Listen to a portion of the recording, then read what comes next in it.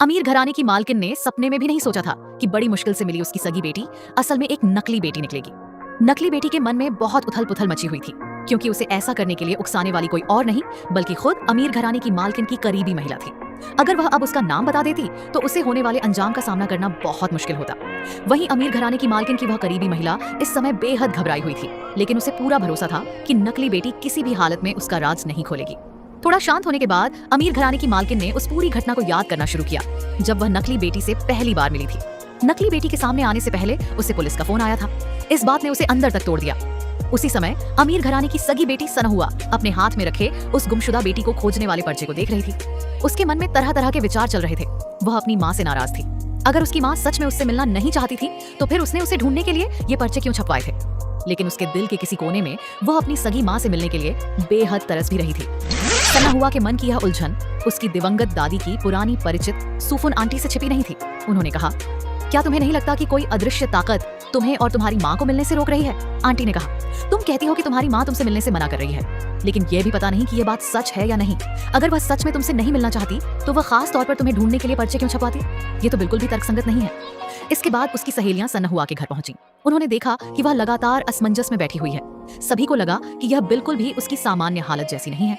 जब सनहुआ में दोबारा फोन करने की हिम्मत नहीं हुई तो उसके साथ रहने वाली बड़ी बहन ने उसकी तरफ से फोन करने का फैसला किया। फोन जुड़ते ही आवाज आई, हेलो। बड़ी बहन ने कहा, ओह मैं बात करती हूँ। फिर उसने पूछा, क्या आपने वह पर्चा देखा है? उसमें जो जानकारी और पहचान के निशान लिखे हैं, क्या वे आपसे मिलते हैं? सच आखिरकार सच ही होता है और झूठ कभी सच नहीं बन सकता। जब सनहुआ ने अपनी जिंदगी और अपने बारे में सारी बातें विस्तार से बताई, बिन्ना हम मिलते हैं, सामने मिलकर बात करते हैं। सनहुआ हैरान होकर बोली, क्या आपने तो कहा था कि आप मुझसे मिलना नहीं चाहती। मालकिन ने तुरंत कहा, मैंने ऐसा कब कहा? मैं तुमसे क्यों नहीं मिलना चाहूंगी? फिर उसने कहा, बिन्ना मैंने ऐसा कभी नहीं किया। अगर मैं तुमसे मिलना नहीं चाहती थी तो तुम्हें ढूंढने के लिए ये पर्चे क्यों बनवाती? ये सुनकर पास खड़ी महिला भी चौंक गई। उसने मन ही मन सोचा कि क्या वह सच में सनहुआ से बात कर रही है। मालकिन ने कहा, हम मिलेंगे, सामने मिलने के बाद मैं तुम्हें सब कुछ अच्छी तरह समझाऊंगी। लेकिन सनहुआ अभी इस सच्चाई के लिए तैयार नहीं थी। उसे इस पूरे मामले को समझने और अपने मन को संभालने के लिए थोड़ा समय चाहिए था। इसलिए उसने कहा कि कुछ समय बाद दोबारा संपर्क करेगी।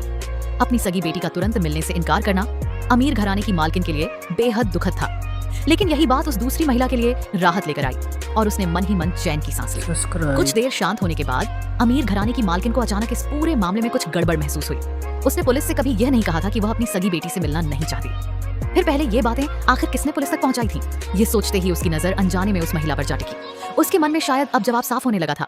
दूसरी तरफ सनहुआ का मन थोड़ा शांत हुआ तो उसे अचानक अपनी सगी माँ की आवाज कुछ जानी पहचानी सी लगी। उसे लगा कि उसने यह आवाज कहीं पहले भी सुनी है। जब उसने ध्यान से सोचा तो उसे एहसास हुआ कि उसकी सगी माँ की आवाज दाइगो ग्रुप की चेयरमैन की पत्नी की आवाज से काफी मिलती जुलती है। हालांकि सनहुआ ने इस दिशा में ज्यादा सोचने की कोशिश नहीं की। उसने यही माना कि दोनों की आवाज शायद सिर्फ संयोग से एक जैसी लग रही है। रात होते ही सनहुआ अपनी सहेली के साथ एक रेस्टोरेंट पहुंची। दरअसल आज उसके लिए एक खास सरप्राइज तैयार किया गया था। इसे तैयार करने वाला कोई और नहीं बल्कि वीजन था, जो उसके लिए ये खास मुलाकात आयोजित करना चाहता था। वीजन अब अपने दिल की बात को और दबाना नहीं चाहता था। हालांकि सनहुआ का पहले तलाक हो चुका था और उसका एक बच्चा भी था। इसके अलावा उसकी और वीजन की बहन के बीच भी काफी पुराने मतभेद और उलझे हुए रिश्ते थे। इन सब के बावजूद वीजन के दिल में सनहुआ के लिए भावनाएं कम नहीं हुई थी। वह अब भी सनहुआ के साथ रहना चाहता था।